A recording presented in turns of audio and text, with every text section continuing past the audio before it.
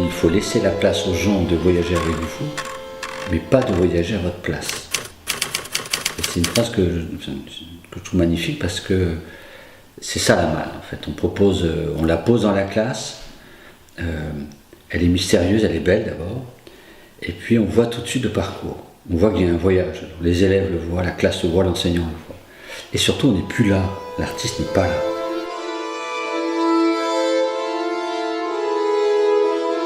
En fait, il m'a été proposé en fin d'année dernière, donc en juin.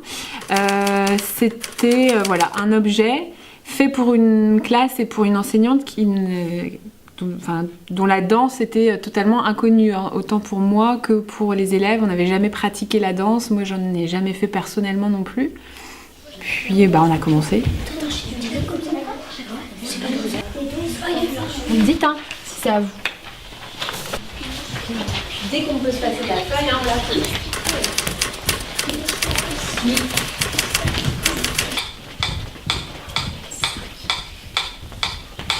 Chaque tiroir est différent, chaque clé est différente, et il faut ouvrir les tiroirs un par un. C'est le parcours initiatique, c'est la découverte, c'est l'aventure aussi, et c'est le voyage.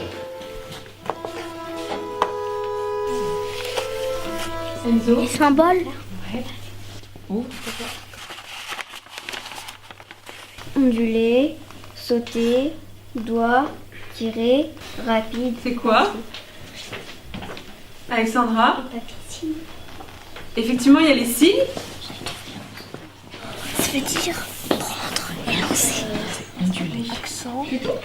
Bras. Sauter. Cherche et propose plusieurs formes de mouvements différents pour chaque papier signe.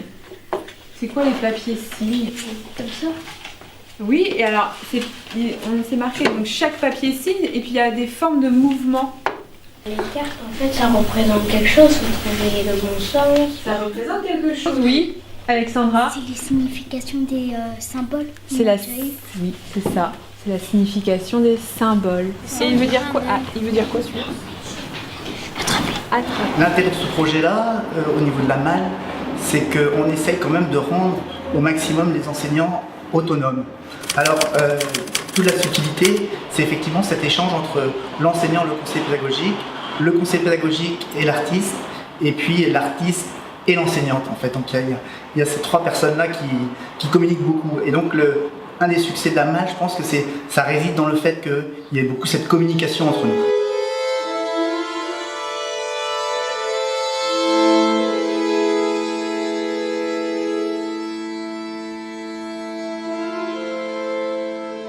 On va penser au mouvement de son corps.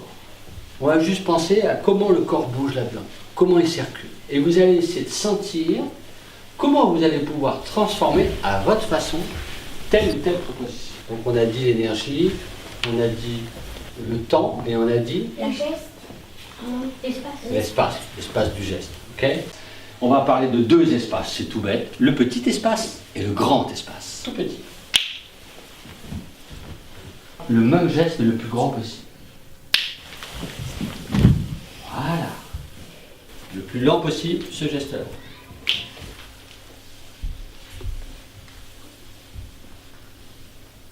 On revient à neuf. Le plus rapide possible. Comment tu peux faire avec sa main pour que ce soit ton poignet qui dirige. Voilà. Allez, vas-y, enchaîne. Oui. Il faut qu'on voit quelque chose qui se passe.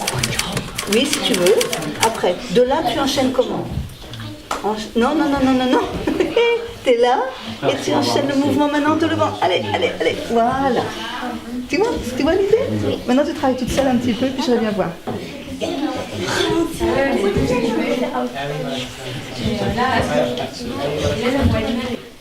Sans mettre tes épaules. Oui. Maintenant, on recommence. Attrape, sans mettre tes épaules. Et regarde mes mains là-haut. Voilà, on commence. Voilà. Maintenant, tu peux te hisser sur tes bouts de pied si tu veux. Attrape. Hop, voilà. Et la tête. Vas-y, toute seule.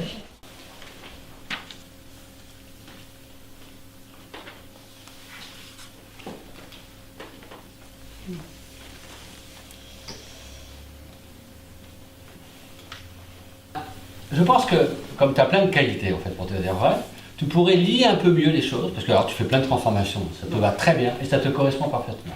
Tu pourrais lier un peu les phrases entre elles, mais surtout, tu penses beaucoup à ce que tu fais avec tes jambes, avec tes bras, et pas beaucoup avec tes pieds.